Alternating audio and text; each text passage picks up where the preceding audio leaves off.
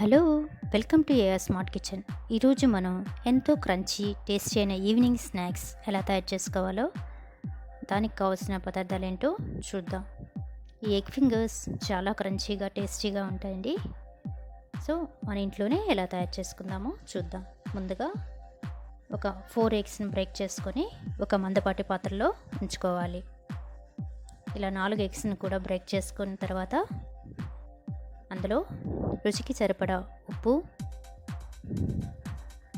చిటికెడు pepper powder వేసి whisker సహాయంతో బాగా మిక్స్ చేసుకోవాలి. బాగా మిక్స్ అయ్యాక ఒక పాత్రను తీసుకొని అడుగు భాగంలో బాగా ఆయిల్ అప్లై చేసుకొని ముందుగా మనం రెడీ చేసుకున్న ఎగ్ను అందులో ఉంచాలి. ఈ లోపల ఒక ప్యాన్లో హాట్ వాటర్ని బాయిల్ చేసుకొని ఈ ఎగ్ని అందులో ఉంచాలి. అలా క్లోజ్ చేసుకొని మూత పెట్టుకొని 10 నిమిషాల పాటు మీడియం ఫ్లేమ్లో ఉడికించుకోవాలి.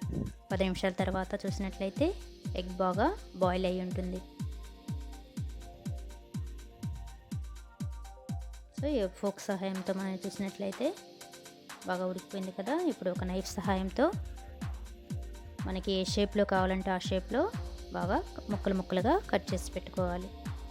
మనం ఎగ్ ఫింగర్స్ అన్నాం కాబట్టి కొంచెం పొడవుగా ఉన్నట్లయితే ఎంతో ఇష్టంగా పిల్లలు లైక్ చేస్తారు. ఈ లోపల ఒక పాత్రలో ఒక egg, chilli flakes, pepper powder వేసి బాగా మిశ్రమాన్ని బాగా మిక్స్ చేసుకుందాం. మరొక పాత్రలో 2 టేబుల్ స్పూన్ మైదా, 2 టేబుల్ స్పూన్ కార్న్ఫ్లోర్ తీసుకొని ఫస్ట్ ఎగ్లో డిప్ చేసుకొని తర్వాత కార్న్ఫ్లోర్ని డిప్ చేసుకొని మళ్ళీ మరొకసారిగా ఎగ్ మిశ్రమంలో ఉంచి బ్రెడ్ క్రమ్స్ని ఈ కోటింగ్ కూడా డబుల్ కోటింగ్ ఇచ్చుకోవచ్చు, లేదంటే సింగిల్ కోటింగ్ అయినా వేయచ్చు. ఇలా అన్నిటిని కూడా ఈ విధంగా బ్రెడ్ క్రమ్స్ అద్దేసి పక్కన పెట్టుకోవాలి. ఇలా అన్నిటిని కూడా చేసేసి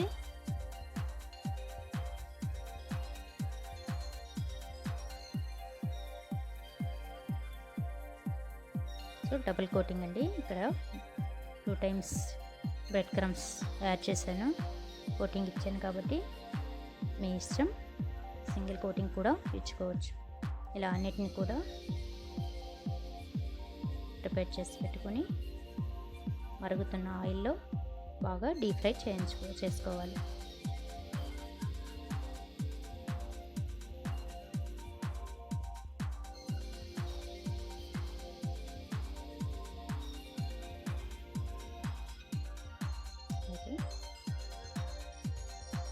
చూడండి, బాగా ఎక్కడైతే బ్రౌన్గా అవుతుంటాయో వాటిని తీసేసుకుంటూ ఇలా అన్నింటిని కూడా చాలా ఈజీగా తయారు చేసుకోవచ్చు.